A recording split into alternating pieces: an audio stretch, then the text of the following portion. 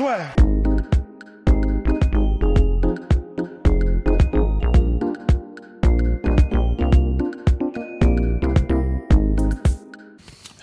Je sais plus d'en bouffer. J'aurais dû le penser. Oui. Bonjour à toutes et à tous. Bienvenue dans le podcast La Sueur. Dernier épisode sur l'UFC 246. Bonjour. Bonjour. Première annonce quand même, mais pas des moindres. Donc les places pour la deuxième soirée La Sueur sont en vente le 22 février. Donc c'est pour Wilder Fury number 2 et UFC Auckland. Donc de 22h jusqu'à la fin des combats. Buffet américain illimité et conso comprise avec des guests. Là on vous prépare quelque chose a priori déjà on peut annoncer un boxeur qui était de la campagne des JO 2016 sera présent. Oh putain la vache. Reste à savoir qui, mais bon voilà, on peut pas en dire plus bien entendu. Bon mon cher Rust, ça y est, on a fait la preview sur les deux combattants quand ce sera uploadé. Ouais, c'est en train de galérer comme jamais. Un jour ou l'autre. Maintenant, place au pronostic. Bah écoute, on peut, je pense qu'on va pas maintenir le suspense très longtemps. Nous deux, je crois que je peux parler en ton nom aussi parce que, en fait, je le sais, parce qu'on en a parlé avant. Mais on voit une victoire de McGregor et une victoire probablement assez courte en termes de temps. Oui, parce que ça peut être quoi d'autre. En tout cas, enfin en moins d'un round, en tout cas, parce qu'il a toutes les armes pour, comme on l'a dit. 5 minutes au moins d'un round. Ça dépend si on va faire du putaclic ou pas. Mais ouais, parce que voilà, comme on l'a dit, les styles font que tout a l'air d'être à l'avantage de McGregor. Complètement. Donc moi, oui, voilà, personnellement, je vois je vois même pas. J'espère me tromper juste pour le spectacle, mais je vois vraiment un scénario à la Darren Till Cowboy ou à la Cowboy versus n'importe qui quand la personne en face prend l'avantage dès le début.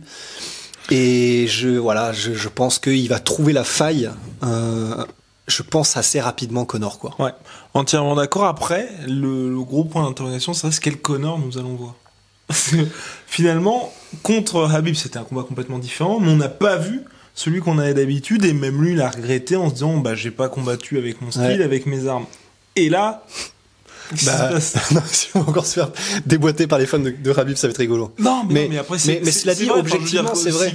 Si vous regardez tous les combats de MMA, le Conor que vous avez vu lors de l'UFC 229, c'est pas celui que vous voyez d'habitude. Et ça, c'est force quand même à Khabib. Et c'est exactement la même chose quand José Aldo s'est fait mettre KO par McGregor. C'est tout l'aura, tous les combats que vous avez eu précédemment font que votre adversaire va être obligé de changer son style parce qu'il se dit sinon je vais me faire battre, et c'est ce qui s'est passé avec McGregor Khabib. Donc et de dire ça, ce qui est bien, au moins on peut retomber sur nos pattes, c'est que de dire ça, c'est vraiment faire une ode à Khabib. Exactement. Parce que du coup ça veut dire que Khabib est capable lui d'imposer son jeu quoi qu'il arrive, quel que soit le type d'adversaire, quel que soit le temps, qu'il soit malade, qu'il soit machin. Et ben voilà, Khabib de toute façon il impose son jeu, et quand t'es obligé de t'adapter au jeu de l'adversaire, c'est déjà que t'as un temps de retard quelque part. Enfin, par rapport à Khabib, mais bon, tout le monde a un temps de retard par rapport à Khabib. Et c'est pas pour ça, donc pour McGregor, c'est quel McGregor aussi on va voir, parce que si on voit celui de d'habitude, et c'est pour ça qu'on avait notamment parlé de Justin Gaethje, ça va être très compliqué pour Donald Cerrone. Après, si on a un Conor McGregor qui est plus statique, qui est dans un style différent, où on ne sait pour trop quelle raison se dit je vais avoir une approche différente pour ce combat-là, effectivement ça pourrait être différent, mais là c'est toujours la même chose. C'est comme on parle des combats sur ce qui s'est passé auparavant, on peut pas du tout prévoir ce qui va se passer et se dire on va voir un Conor McGregor complètement différent. C'est pour ça que ça ne sert à rien de venir le dimanche juste après les combats faire... Je vous l'avais dit. Mais c'est vrai, en fait le seul truc auquel à la limite, et encore c'est tellement maigre et tellement... tu peux rien en tirer théoriquement. C'est ce qu'on voit aux pads, ou alors ce qu'on voit des images d'entraînement qui sont sélectionnées par Conor McGregor. Voilà, c'est ça le problème. Donc en fait, on n'a rien. En vrai, on n'a rien. Tout ce qu'on sait, c'est que il est pas en surpoids, il est rapide. Encore que, en fait, si je suis à 1000% honnête, je l'ai pas trouvé extrêmement rapide non plus. C'est clair, les commentaires, il est ultra sharp et tout, machin. Bah, pas spécialement. Pas vraiment sur ce qu'on a vu, non? Ouais, sur les pads quand il est avec son prof de boxe ou quand il est avec Owen Roddy avec l'espèce d'énorme bouclier là qu'utilisent tous les boxeurs aussi. Ben, j'ai rien trouvé de spécial. Je le trouve évidemment moins rapide que quand il était en lightweight, mais rien de spécial. Et du coup, et en plus, comme tu le disais aussi, à forte raison et à juste raison plutôt d'ailleurs, il était flat-footed un peu. C'est-à-dire que, bon, bien sûr, évidemment, on peut rien en déduire parce que de toute façon, il fait les entraînements qu'il veut. Donc là, il était peut-être en entraînement juste puissance, il était peut-être en entraînement juste drill au niveau coordination et tout ça. N'empêche que voilà, il était statique et il nous a pas impressionné en fait. Quoi qu'il ait fait, quoi qu'on ait vu, on n'a pas non plus été en mode. Oh. Et si vous avez été impressionné, n'hésitez pas à nous dire pourquoi, parce que c'est vrai que là, pour le coup, moi j'étais assez surpris parce que tout le monde était là en mode. Ouais, et j'ai pas compris. À la limite, tu vois, je me souviens, alors je crois que c'était contre Betch Correa avant le combat. Ronda Rousey avait fait du PAO, des pads d'ours avec Edmond Taverdian, son entraîneur. Et là, j'étais en mode ah ouais, ok, parce que elle avait tellement fait de progrès par rapport à ses trucs précédents, ses apparitions précédentes. Elle était, pour le coup, ultra sharp, ultra rapide. Et là, t'étais en mode, ah ouais, quand tu compares ça avec le combat qu'elle avait fait avant, ok, là, clairement, c'est devenu une tueuse à gages. Bon, il s'est trouvé que finalement, faire des PAO et le combat, c'est pas la même chose. Mais là, toujours est-il que on n'a même pas cette impression de ouf, non, ok, ça y est, il est de retour. Il est de retour. Donc bon, on n'a rien, grosso modo, tout ça pour dire qu'on n'a rien. On sait pas ce qu'on peut en déduire à part ce qu'en disent John Kavanagh et ceux qui l'ont vu dans le camp d'entraînement, ou Dominique Cruz qui a dit aussi, lui, il avait jamais vu Conor avec un tel jeu de jambes parce qu'il a apporté des trucs et tout. On n'en sait rien, on l'a pas vu. Toutes les réponses, on les aura dimanche. Il y a pour le coup, mine de rien, avec Dominique Cruz, comme il est analyste UFC et il travaille pour ESPN, on peut quand même se dire c'est le gars est objectif. Après, moi, et il n'est pas dans le camp de McGregor théoriquement, mais dans le camp d'ESPN, donc il faut vendre des pay-per-view. C'est toujours ça le problème. Voilà. Ouais. C'est là pour l'instant, il y a eu personne de complètement objectif qui a pu dire ah ouais ok là on a vu McGregor, il est vraiment de retour investi à 700%. Mais la différence quand même, c'est vrai que tous les voyants sont ouverts pour l'instant, parce que d'habitude, quand on va aller au fin fond d'internet ou dans ces méandres comme le fait Polydomso, on arrive toujours à retrouver ici et là, tu vois, les commentaires d'un mec qui va dire effectivement Conor McGregor il sort toujours et machin, ou même si vous regardez le Sun ou quelque chose comme ça, alors que là vraiment, soit c'est une opération de com gigantesque, ou soit il est vraiment, ce que je pense moi, à 200% investi dans son retour, parce qu'il y a plus rien. Ouais, il y a plus rien. Même les petits trucs, tu vois, tu sais, genre on l'a vu au peu, enfin. Ouais. Nada. Non, nada. Et puis c'est vrai que là vraiment, en fait, on travaille avec ce qu'on a. Parce que là, si on prend autant de temps pour parler de tout ça, c'est parce que c'est la clé quel Conor on va avoir. Ouais. Ah oui, là clairement, et c'est ce qu'a dit John Kavanagh dans l'interview qu'il a accordé à la sueur aussi. C'est finalement, Conor McGregor est son pire ennemi. Exactement. Et le truc, c'est que donc vraiment, on y passe du temps parce que c'est crucial. Et par exemple, si on compare avec. Il a donné une interview, je crois que c'était à ESPN, il avait un polo rose, pour ceux qui, je sais plus à qui c'était, ni quand, mais c'était il y a quelques mois. Et pendant cette interview qu'il donnait, il me semble, à ESPN, clairement, il était, mais il était, non, c'était du coup, je sais plus à qui c'était, mais il était clairement coquet, enfin, évidemment, je peux me tromper, mais, il était clairement coquet. Évidemment, je peux me tromper. Mais il était à moitié hyperactif, il parlait bizarrement, il avait les yeux à moitié dans le vide, il était incohérent dans ses propos. Là, bon, tu savais que, dans sa vie privée à côté, il y avait des trucs chelous qui se passaient, quoi. C'était pas Monsieur 100% à ce moment-là. Là, il a l'air sain, il parle de manière saine, il dit des trucs qui sont cohérents, il est posé, il dit des trucs qui sont rassurants aussi, en mode, voilà, je vais essayer de retrouver le vieux Conor, je me sens bien, j'ai arrêté tout ce qui était à côté, machin. Ok, c'est de la, il vend les, bon, il y a plus besoin de vendre grand chose, de toute façon, tous ces sold out. Mais il essaie de vendre la meilleure version de lui-même. Et quand tu compares à ses apparitions médiatiques récentes, bon, on peut avoir de l'espoir, c'est déjà ça. Voilà. Entièrement d'accord. Oui, non, je pense qu'il n'y a pas grand chose à ajouter pour Donald Cowboy Cerrone. De toute façon, j'ai bien envie de dire, les dés sont jetés. À moins qu'on ait une version de Conor McGregor complètement différente. Ouais, parce que, en revanche, à la limite, je pense qu'on peut avoir une version de McGregor différente. Cowboy, non. On sait à quoi s'attendre. Ouais. On sait ce qu'il a proposé, c'est magnifique, c'est somptueux ce qu'il a proposé, mais on le sait. Il y a la ligne rouge. Après, est-ce que tu penses qu'il essaiera directement d'aller au sol? Moi, je me pose cette question-là. J'espère pas, parce que pour le coup, il est attendu. Ouais, exactement. C'est ça, exactement. Donc je pense pas, mais c'est pour ça en fait qu'on le donne gagnant Connor, c'est parce que à part les kicks, je le vois pas réussir à prendre l'ascendant sur Connor. Même sur 3 rounds en fait, j'ai envie de dire, je le vois pas prendre l'ascendant sur Connor. Ah mais oui, c'est vrai. Putain, mais je suis vraiment teubé. Hein. J'oublie à chaque fois, je sais pas pourquoi. Même voilà, je pense que ça va être en moins de 2 rounds, ça va être réglé. Après, ce serait intéressant. Moi, personnellement, ce que j'aimerais bien, bon, là, vraisemblablement, ce qui va se passer, donc, KO aussi, première round, même avis que Mysterio. Peut-être deuxième. Non, parce qu'honnêtement, je pense que, si on est maintenant au point où il en est dans sa carrière, il se relèvera pas s'il se prend un knockdown. Ou s'il se relève, clairement, il sera pas très frais. Ouais, et puis en plus, c'est cruel ce que je vais dire, mais enfin voilà, il faut qu'on reste objectif. Je crois pas qu'on l'ait dit dans la preview, dans une des 2 previews, mais il y a aussi ce côté-là. On se souvient du combat contre Dos Anjos, le deuxième. Il a contre Nate Diaz aussi. Il abandonne Cowboy. Je sais que c'est extrêmement dur et avec tout le respect qu'on lui doit, parce qu'on lui doit le respect, mais ou même contre Darren Till. Darren Till, ouais, voilà, c'est jamais des chaos, où en gros tu sens qu'il va jusqu'au bout de la guerre, il va donner sa vie. Voilà, quand il sent, et quelque part c'est un réflexe qui est sain. Quand il surtout sent qu'il est. Quand tu combats autant. Ouais, quand tu combats aussi souvent et des tueurs à gages comme ça, mais voilà, quand il sent qu'il est en train de prendre la marée, quand il sent qu'il prend tempête et qu'il est outmatched et que en gros la personne en face a plus de volonté, plus de détermination, est techniquement meilleure et plus de puissance. En fait, il abandonne en fait quoi. Et du coup, surtout que là, pour lui, il y a plus grand chose. Enfin, c'est un peu dur, hein, mais je pense que s'il gagne, il n'y a pas de revanche. Non, non. S'il gagne, il n'y a pas de revanche. Là, on va dire, les chiffres ont fuité, mais on l'a pas repris sur la source parce que la source est un peu douteuse. Où il mettait, c'est vrai, ça sort un peu de nulle part. Où Conor, il touche 5 millions en fixe et puis ensuite le reste en bonus pay-per-view. Et Cerrone touche 2 millions. Donc si c'est avéré, si ces chiffres sont avérés, et il est refait jusqu'à la fin de sa carrière. Et puis aussi, c'est jusqu'à maintenant, le plus gros salaire du soir, c'était McGregor avec les 3 millions en fixe. Donc là, il serait à 2, ce qui est énorme. Et donc, à 36 ans. Et en plus, il a un cut du pay-per-view, c'est sûr. Donc, un cut du pay-per-view.